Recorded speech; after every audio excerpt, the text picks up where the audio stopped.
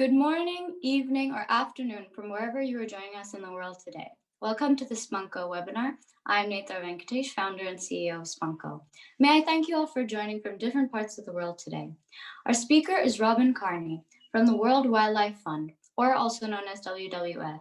She's the head of philanthropy for WWF Singapore and will speak about what a career in philanthropy means. She is a graduate from University of Pennsylvania and has worked in Portugal, Belgium, and Korea. Thank you, Robin, for being our speaker today. Before I start, I will like to remind everyone that Q&A will be done through the chat feature. So please post your questions there and they will be addressed after her presentation. A little bit about SpunkGo. We are an all-girls global student organization with 20 countries, and we have recently opened chapters in Pakistan and Sri Lanka. And with that, the floor is now yours, Robin. Thank you. Hi, thank you so much for having me. It's really an honor to be with you today, and congratulations on this amazing project that you're in 20 countries now. That's incredible. So I just wanted to start off by telling you a little bit about my background and how I got involved in philanthropy. It was not the career that I sort of set out to pursue at the beginning of my career, but I ended up here and I couldn't be happier. I really haven't looked back since I moved into the nonprofit sector.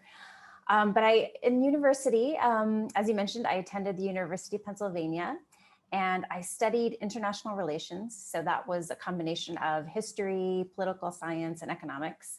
And then while I was there, I started taking some business classes and really enjoyed those. So I decided to pursue a second degree from the business school in multinational management.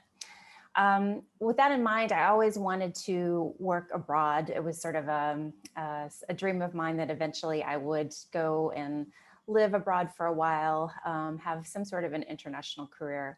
And I did go study abroad in France for one semester while I was in university, which was an incredible experience. But I worked in New York for 2 years after graduating from college. And my first job was in management consulting. So I worked for one of the big 4 consulting companies, Deloitte, and had a lot of great exposure to different types of businesses. So I worked for insurance companies. I worked in the media and communications sector. I got a lot of experience working with different types of corporations and getting an idea of what I might like to do going forward. And I was very fortunate because they actually sponsored me to go back to University of Pennsylvania to get my master's, my MBA.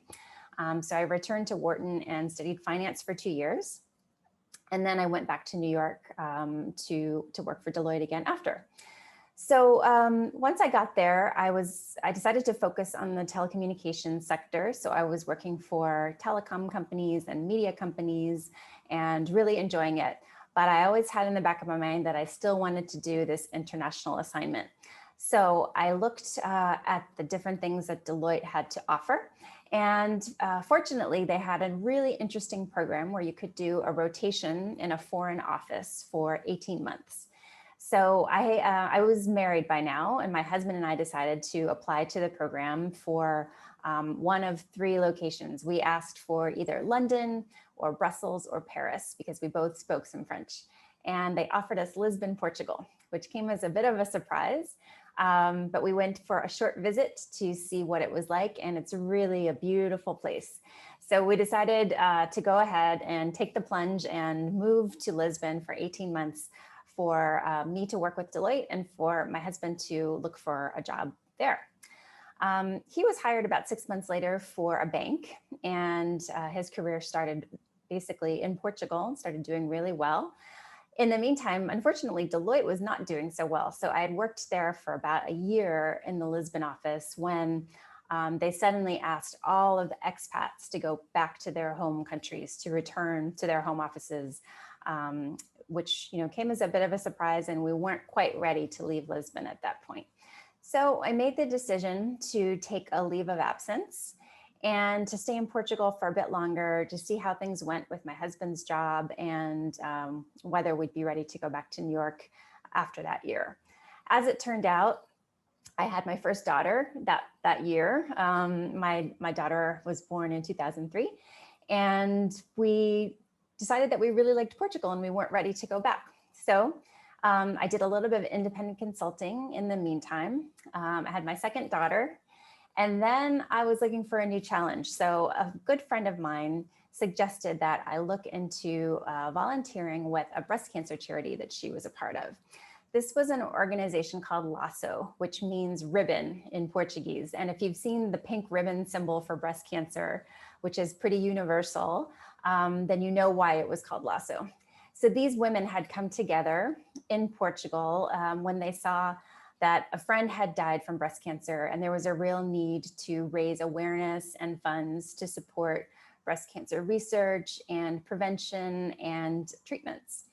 And they were looking for a new board member. So I talked to them and they were very happy to welcome me to their board. So this was my first experience working for a nonprofit. It was a volunteer experience, but the organization was very small, so it was very hands-on deck, and we got a lot of experience, I would say, in working not only with individuals throughout the community to kind of talk about what we were trying to do, raising awareness, but also with corporations who wanted to support the cause and who would go, would create campaigns with us to raise money for breast cancer. And we were so successful that we were actually able to purchase 2 mobile mammogram units that would go around the country in rural areas of Portugal to serve women that maybe didn't have easy access to go to a hospital for regular care. So this would just come to their community and they would find out when the mobile unit was coming, schedule an appointment and go in and have their mammogram checkup, which is very important for prevention of breast cancer.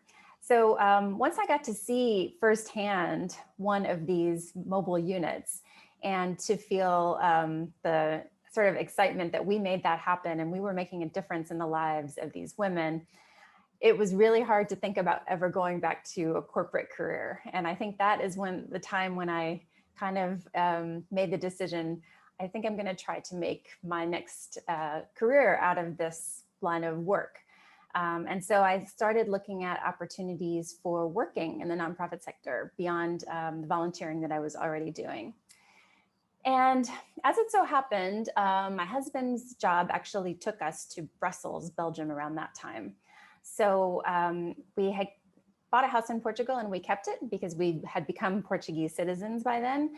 And Portugal would always remain kind of our home.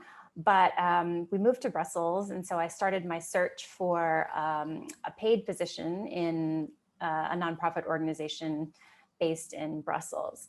And I was very fortunate because I met a woman who was the director of a nonprofit breast cancer research network.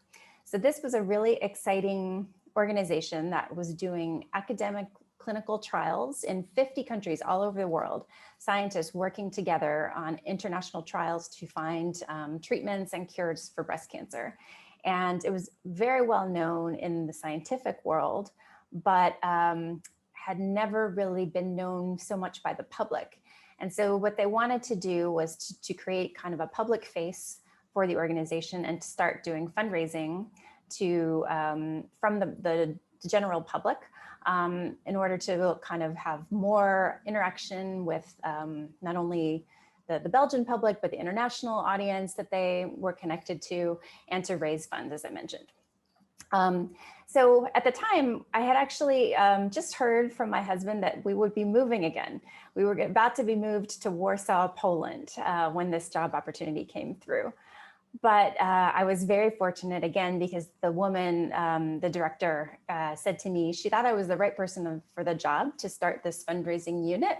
And so she wanted me to go ahead and take the opportunity, work with them in Brussels for 6 months, and then move to Warsaw and set up a home office there, commuting back to Brussels about once a month for meetings as necessary. So it was really an amazing opportunity. And I had the chance to work with a small team to start this fundraising unit, to start communications out to donors about what type of work BIG was doing all over the world, and to try to raise funds. We had some really amazing events this organization, BIG, actually happened to be, I guess the official patron of the organization was the Queen of Belgium, Queen Mathilde. So I had actually had the amazing chance to go and meet with her at the palace and plan an event. And I was honored that she, was able to bring in some new donors for us who really supported the cause and wanted to make a difference. So that was about 3 years that I worked with them and really enjoyed all of it, even though I wasn't present in Brussels the entire time. The next move that we did, and again, this was for my husband's career, was to Seoul, South Korea. And unfortunately, it was very difficult for the trailing spouse. So in my case, I was the one following him because he had the employment pass. Because of visa restrictions, it's very difficult for the trailing spouse to work in Korea. So I had to, again, be a bit flexible and look for volunteer opportunities. And I was really lucky that I discovered this women's organization we called the Seoul International Women's Association, which had been founded by expat women living in Seoul to bring people together to meet each other, form friendships, get to know their host city and country, and to raise money for local Korean charities. And this was an incredible group of women, again, run very professionally. And although it wasn't a paid position, I found that it was a way that I could keep up my skills in working for a nonprofit through, first of all, working on communications. I was in charge of the newsletter when I arrived there. And then moving into leadership roles, I eventually became the president of the organization, and also continuing to work on fundraising. So we would approach corporate sponsors to donate to the organization. And we would then choose the charities that we thought were most deserving of the funds that we raised. And we raised funds for some really incredible charities while I was there. One was a school which supported multicultural students who are living and studying in Korea. Unfortunately, because they may not speak Korean perfectly, or they have a different cultural background, they face some discrimination among other students, and so they have some difficulties succeeding in school. So this school was specifically created to provide them the support and love that they need in order to succeed, and it was really great to support them. The other cause that we supported in Seoul was the Korean Unwed Mothers Families Association. And unwed mothers in Korea had a lot of discrimination as well. They were trying to get back into the workforce so that they could support their families. And a lot of times they wouldn't be hired because the companies knew that they would require childcare during the day, or might not be available as much as other workers, or just, purely, judge them, I guess, for the choices that they had made in their lives, which is really unfair. And so this organization was focused on giving them the skills that they needed to get back into the workforce and to be able to support their kids. And we were really pleased and proud to be able to provide them with some funds that we had raised as an organization. So I lived in Seoul for 4 years and was a part of SIWA the entire time. Really enjoyed it, and it was a great way to, as I mentioned, to keep my skills current in the nonprofit world. And then in 2019, when we moved to Singapore, where I'm currently based, I was pleased to see that it was much easier to get a work visa. And so I was looking to get back into a paid position in philanthropy. And through LinkedIn, actually, I was invited to attend a philanthropy conference, which was being held in Singapore in October 2019. And I made a lot of great connections there. And one of the people I happened to meet was the head of philanthropy at the time of WWF Singapore. This was a lady who did a masterclass on major donor giving for the conference that I attended. And I spoke to her after her presentation and said, I'm really interested in working for WWF. This is an organization that I have admired for a very long time. And it's a really important cause to me at the moment because I have 2 girls and I want to leave them a planet that is livable and green and safe for all of us to live upon. And she said, well, I'm looking to expand my team, so why don't you come in and talk to us? And it so happened that I was able to join the team last year. So it was a very exciting opportunity. And I would say that I was in the right place at the right time, but it was very fortunate. So then I started, I guess, February 2020 for WWF. And for those of you who are not quite familiar with the work that we do, it's beyond just wildlife. So I think a lot of people see our logo, which is a panda, and they hear World Wildlife Fund or Worldwide Fund for Nature. We're known by 2 different names throughout the world. And they think that it's really just about saving tigers and elephants and lions and pandas, which it is, but it is actually much more than that. So we're looking at issues like climate change and how that's going to affect our lives all over the planet. We're looking at issues like fishing and the fact that there is overfishing going on in most parts of the world, and there may not be enough fish left for us to consume at the current rates that we're consuming fish. So there are a lot of different problems to be solved, and sadly, you know, we have the scientific knowledge to address many of those problems, which is one of the reasons why I wanted to work for this organization. And okay, I joined at kind of a strange time because in 1 month after my start date, we had a global pandemic. So I had the chance to kind of get to know my teammates over about the course of 1 month, and then we all moved into our homes and started working from home, as you're all aware.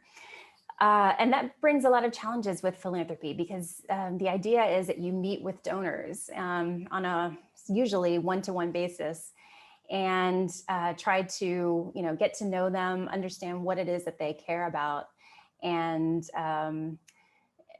find projects that they would want to support that fit with what your organization does. And it's a little bit harder to do that over Zoom, but I have been able to make it work. And the other challenge that I faced was about 5 months into my new assignment, the woman who hired me decided that she was ready to go back to Australia to be with her family. So suddenly I was thrust into the leadership position, and I was leading the philanthropy department for WWF. And it's a very big organization, very complex. There's a lot to learn. So I had a lot of challenges in front of me.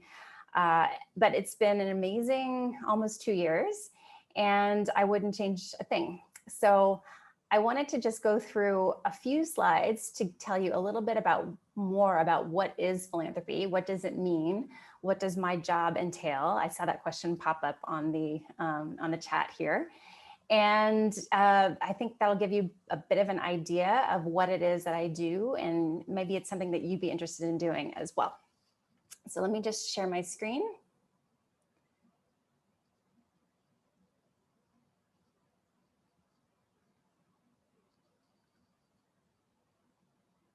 Okay, can everybody see that? Great. So the definition of philanthropy, it's literally goodwill to fellow members of the human race, a way to give back to others, a gift done for humanitarian purposes. And the cause can be everything from breast cancer research to the environment to education. There are many different causes that people feel passionate about that they want to support, and all of those fall under philanthropy.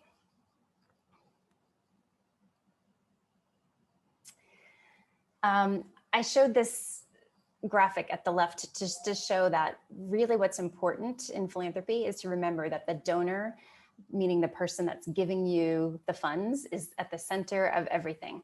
So you have to think about, first of all, having a strong, what we call pipeline of prospects and recurring donors. And that means having people that you can continue to approach, new people who have not supported your organization in the past, as well as donors who have given to you previously, who want to continue to make a difference for the cause and might want to support new and different projects. Then we have something called stewardship, which means keeping the donors close to you, ensuring that they feel that they're part of the organization, that they're making a difference, that they're valued, and we feel grateful for their support. And also just ensuring that the giving experience is really focused on them. So they understand where the funds are going, how they're used. You're completely transparent with how the project is going, whether it's achieving the outcomes that you thought it would. And it's all about maintaining those donor relationships and ensuring that they're very strong. So the keys to success are, I would say, first of all, having inspiring projects that you want to talk about to donors. If you feel really passionate about maybe deforestation and the fact that, you know, a lot of the trees are being cut down for use in paper and other products, furniture, construction, but we need those trees in place to be a carbon sink and to, you know, just be a natural capital that we want to preserve, then that's a great project for you to go out and talk to donors about, because you really feel passionate and you can share how you feel. You also really need to have the involvement of the leadership of your nonprofit. So in our case, we have a management team and we have a board of directors, and it's so important for them to believe in the cause and to be passionate about going out and talking to their friends, because a lot of times those are the people that will come back and say, oh, I understand that my friend is on your board and feels really strongly about deforestation. I want to hear more about that too, and I want to get involved. And a lot of your donors will come from those connections. You want to have engaging events. So ways for the donors to feel involved in the organization and, you know, understand what it is that you're working on, feel like they're part of the family, and that they have a sort of insight into what your plans are. And as I mentioned before, you just want to make sure that the donors have a great experience. So this is kind of the basic process that we go through for my line of work. And I specifically focus on individuals who are going to give a big gift. So think about someone like the Gates Foundation, or the head of a company who maybe as an individual wants to give a gift to a cause that she cares about. What you want to do is you start by researching the different prospects of people that you think might be interested in supporting, in our case, the environment. And you identify through the board and your management team who they might know that could get you in touch with those people. And then once you are able to get in touch with them, you try to find out what it is that they're really interested in and match them with a project that would be tailored to their interests. So for example, say I met somebody and I found out through talking with her that she's really interested in deep sea diving. Well, I might go back and say to my team, do we have a really cool oceans project that I could present to her, because she might be interested in saving the oceans based on her interests. And then we would look through our proposals and find one that would be tailored to her interest in the ocean. And then the final step is really just meeting with that person, presenting the project and asking for their support.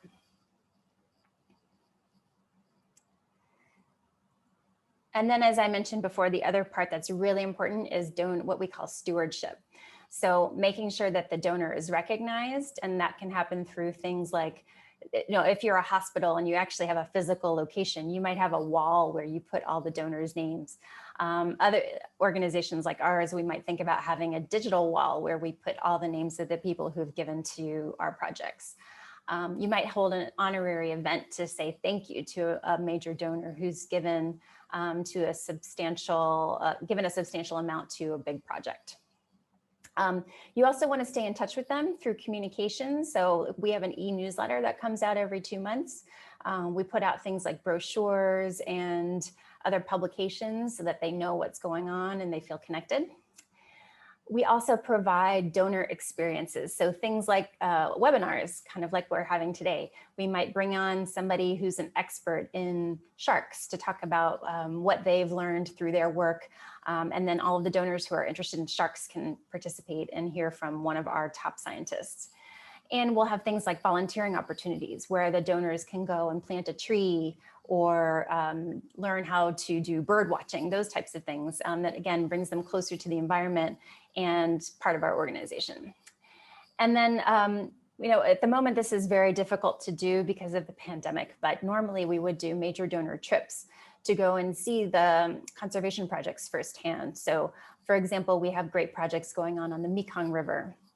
And the goal is that once we're able to travel, we would go to the Mekong and actually see for ourselves what the projects are accomplishing together with the donors. So my advice to you is, if you're interested in philanthropy, to find a cause that you love and share it with others. Because if you really feel passionate about the cause, then you're going to be willing to go out and talk to people about it and share your enthusiasm and find others that care about it too. So that is the end of my slides. I do see a lot of questions popping up. So maybe at this point I could move over to the questions and start to answer those. Does that sound like a plan? Yes, thank you so much for the great insights. So I was thinking I could read out the questions and then we could kind of have a discussion about it. That would be great. All right, so the first question here is there any specific qualifications for philanthropy? So what field would you have to study to get into the career? I think it's one of those kind of fields where you don't necessarily have to have a specific degree. I certainly came to it from kind of a different background, that I had studied international relations.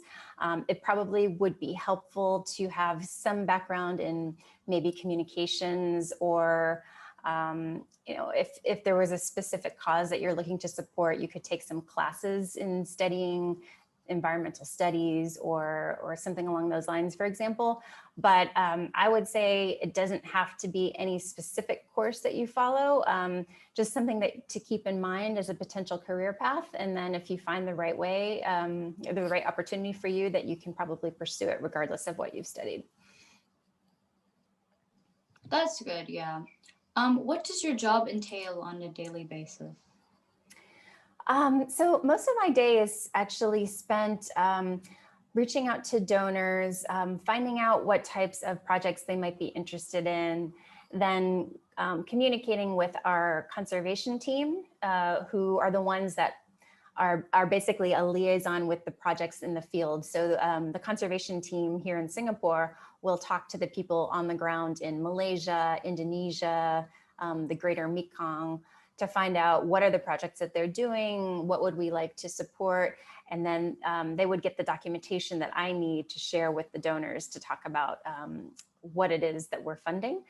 And then I would also spend some time doing research to find new donor prospects, and like I said in my presentation, going through with the board the list of the people that we would like to reach, to see if who do they know and can they help us get in touch with this person who we think really cares about oceans.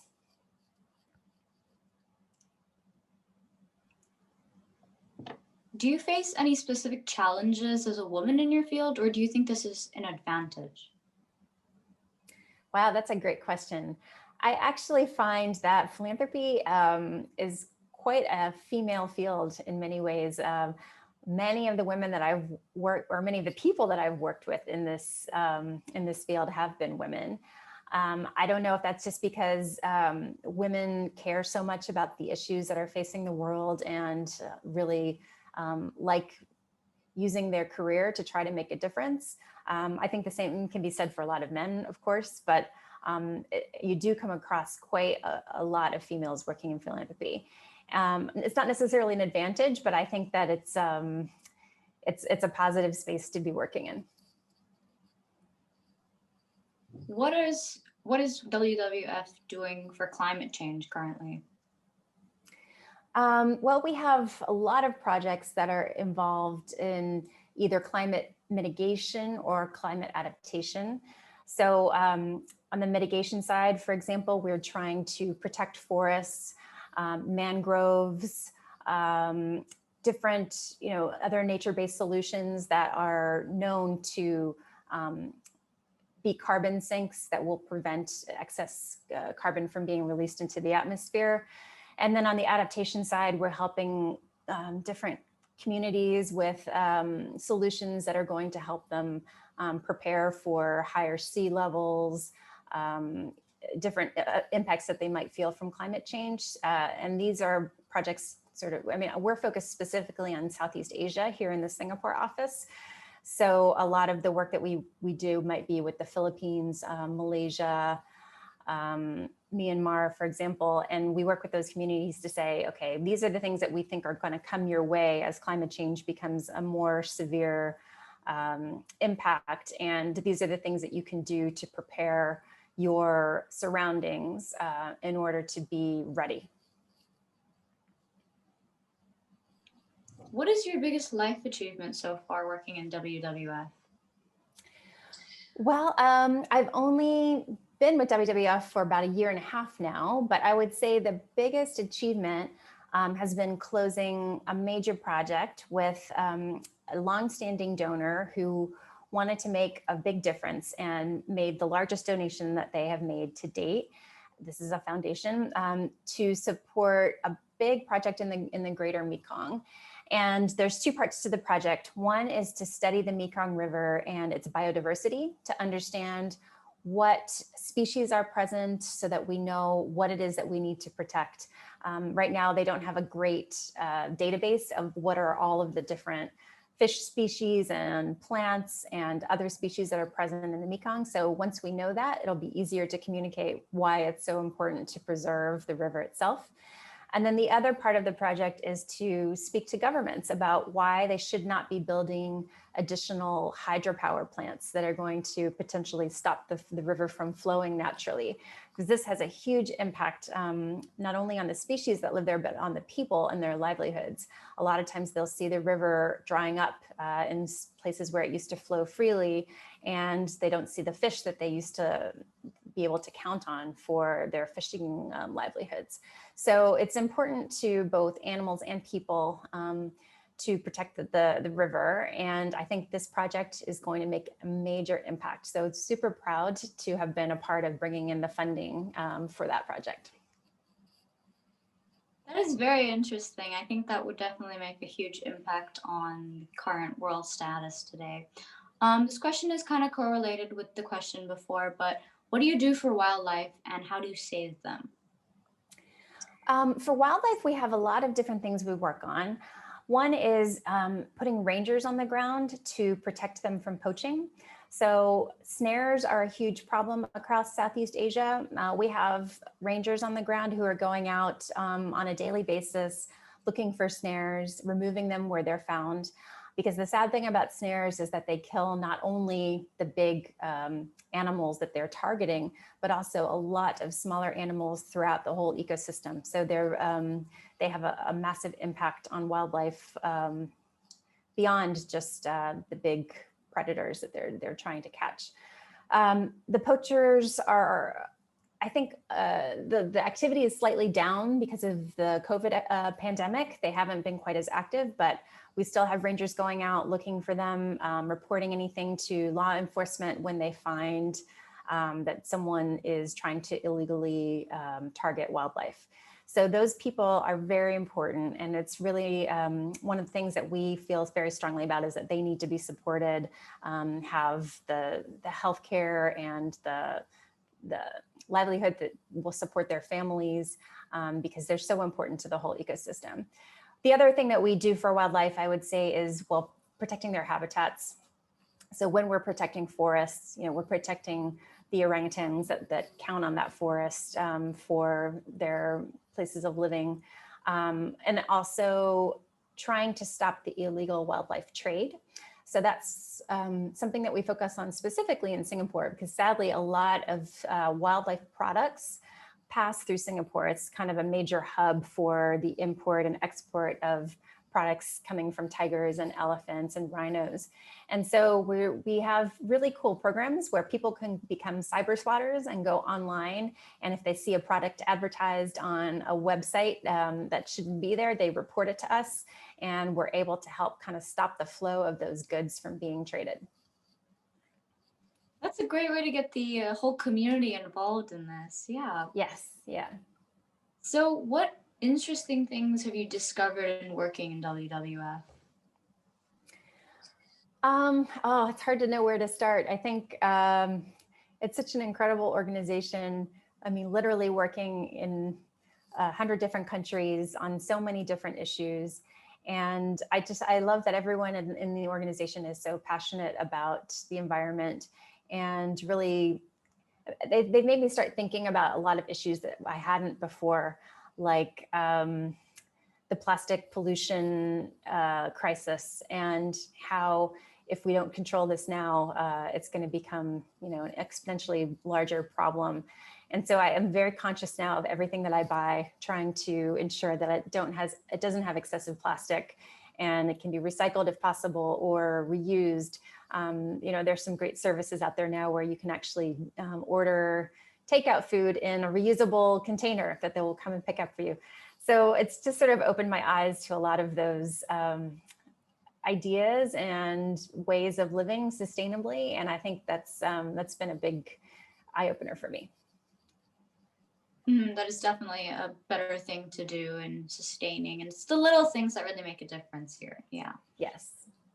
So this person says they are studying sociology, and is there any scope for them to work as a philanthropist? Absolutely. Yeah, I would say sociology is actually a great place to start if you're looking to move into philanthropy, because you'll get to know so many of the human issues that will require support from donors. And so it's a way to kind of find out what are the causes that you care about and that you might want to support if you become involved in philanthropy later. So we have another personal one, and it is, I wanted to know if there's any experience or opportunity in philanthropy. I'm not sure I understand the question. I don't know. I think they might have been trying to ask, have you faced any experiences or opportunities in philanthropy, but I'm not very sure. I mean, I would say there's a lot of opportunities. One great way to get involved is just to start volunteering. So, every organization, almost every organization, I should say, is looking for volunteers. And as students, you can become involved as, a weekend volunteer or a summer volunteer when you're off on school holidays, to go and support a hospital or sit with the elderly and make them feel that they, have companionship, or to go pick up plastic on a beach. There's so many things that you can do. And that's kind of the first thing that you could be a first step towards getting involved in an organization on more long-term basis. I agree, definitely. Those are very effective things to do. How best can you start a giving fund for the causes that you love? Well, I think actually today there's so many platforms you can use. There are things like GoFundMe, or a lot of different platforms now where you're able to go on and show what you care about, what is the cause that you're trying to support, and tell your friends about it and get them to chip in. You can even do things like sponsor me for, I'm going to run a 5K, and if you'll chip in, $1 for each, or for the 5K, or for some, amount that I'm going to run. Those types of platforms are, I think, becoming more and more popular and are super important because they show the grassroots support that all of these organizations have. Definitely. Like, the world is digitalized and there's so many opportunities online nowadays. Yes. What is the motivation for those donors? They're giving a lot of money, so they definitely must be very motivated by the WWF cause. Yeah, I think that it's different for each donor, but sometimes it's because they have children or grandchildren and they feel strongly that they want to leave behind a planet that, this is the same for me, that is livable for their children and grandchildren, and that allows them to enjoy the nature and wildlife that the donor enjoyed growing up. Other times it might be that they are really passionate about a specific animal or area of the world. So we have donors who love tigers, for example, and are really passionate about giving to our tiger conservation projects. And then, as I mentioned, there are some other donors that love oceans. And so they just want to give and to ensure that the ocean will continue to be healthy for generations to come. So it really differs by donor. Sometimes they actually are motivated by recognition, and they want to have their name displayed for people to know that they've given. And others are not motivated by that at all. And they really just want to see the cause succeed. And both cases are fine. It's really, it's just a matter of showing the support for something that they love. Yes, I think most of them do come from the heart and it's more personal. Mm-hmm. Absolutely. Have you ever had a donor that was not satisfied, and how did you handle such a situation? We have actually had that situation where sometimes a project would run into obstacles. This is specifically true during the pandemic. You know, a lot of the projects that we support had major obstacles in getting out into the field because of health and safety of the field teams. We have a lot of projects in Myanmar, and the donors have to understand that some of the work just can't go forward because it's not safe for them to go out into the communities at the moment. I have to say that my donors that I work with have all been extremely supportive of the current situations and have been very understanding that things can't necessarily go forward as planned.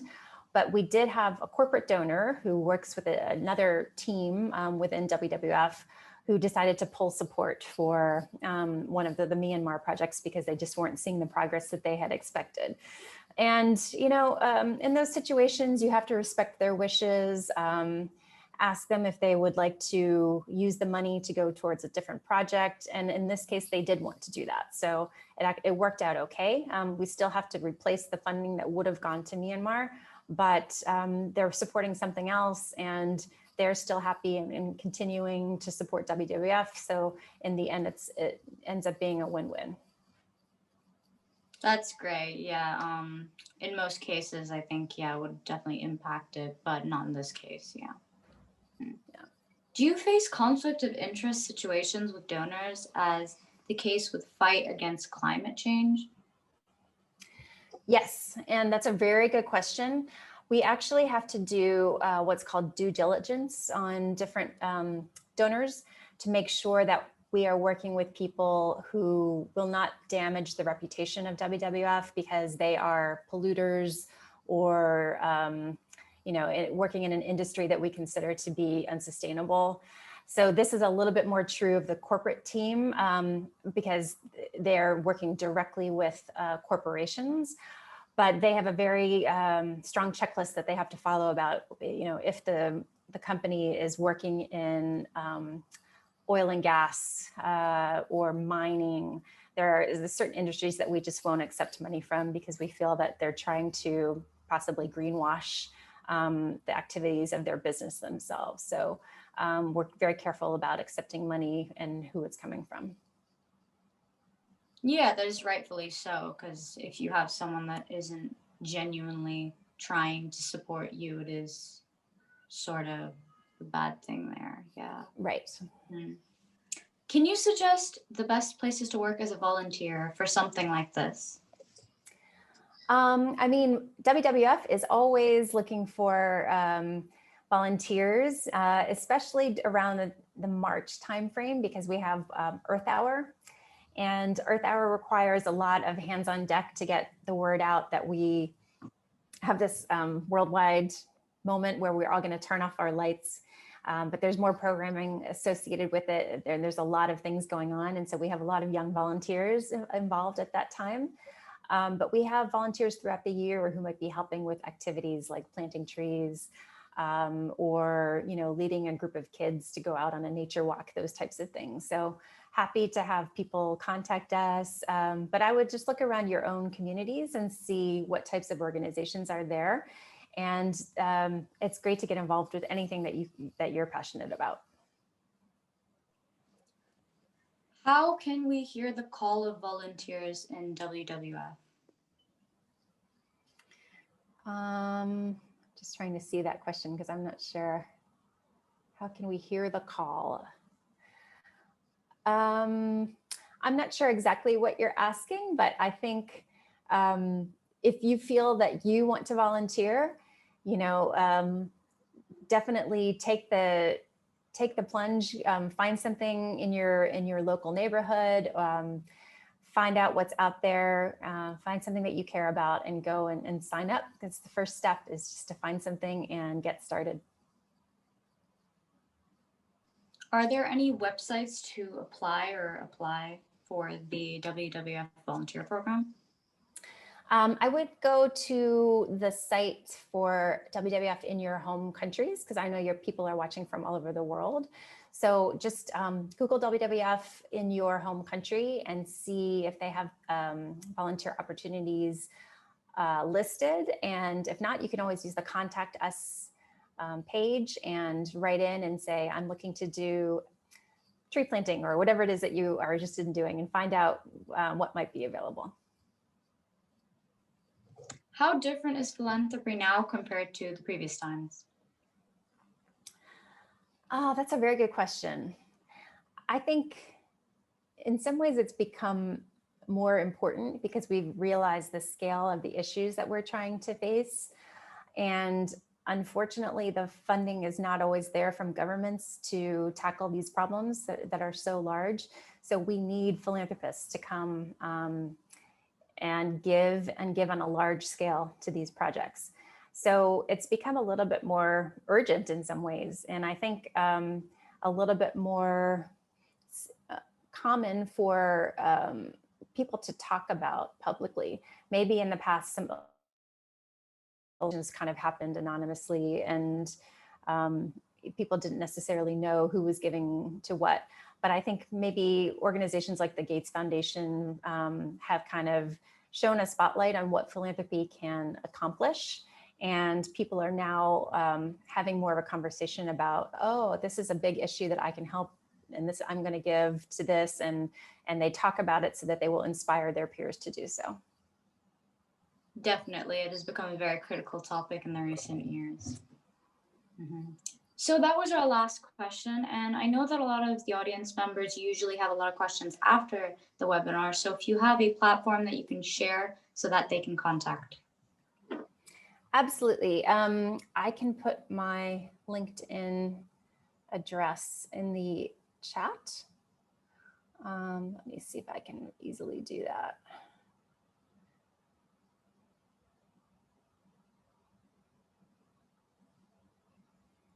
And you're welcome to send me messages with any follow-up questions. We have one more question. I'm going to keep this as the last one. And how do they support young ladies who have great ideas to help society from different countries? I think it's important for young ladies to speak up when they have great ideas. And WWF works with communities in many different locations across the world. We have really good dialogues with the local communities. And so it's important, if there's a project going on in your area, or if you are connected with an organization, to kind of bring up your ideas, make them heard, and they'll certainly rise to the top and inspire change. I think that's really important. Okay, we're coming in with a few more questions, more than I anticipated. I'm going to stop after these two. So okay. Does WWF do something in India? Yes, we do. We have a very well-established office in India. I think that they have been there for 50 years, if I'm not wrong, and working on many different issues. They have a great tiger conservation program, for example. That is lovely to hear. Mm-hmm. Philanthropy is a rewarding career, but does it pay well? Well, I have to say, if you look at the market in terms of what you could make in another career, it might not be as competitive to work in philanthropy. Certainly a lot of people start in the corporate sector and then move into a nonprofit and take a bit of a pay cut because the salaries are generally not quite as competitive. However, most people are also in it because it's so rewarding. It really makes you feel like you're giving back, you're making a difference in some way on a daily basis. So if you're willing to forego a little bit of money in order to kind of have that rewarding experience, I think it's worth it. So that was our last question. Yes, philanthropy is definitely something that you should do if you genuinely enjoy it. So do you have any last words for us, Robin? Just wanted to say, follow your passions. When you do find something that you care about, even if you don't end up working in philanthropy, volunteer and support that cause, because it's really important for everyone to get involved and make sure that we are making the change happen. Thank you so much, Robin, for this great session, and to the audience too for the interactions and the questions. If anybody needs any more details or wants to know how to participate in SpunkGo, you can visit our website, www.spunkgo.com. We have people from UAE, Kazakhstan, Congo on the call here today. So I thank you for joining in. So thank you, everyone, and good day. Bye-bye.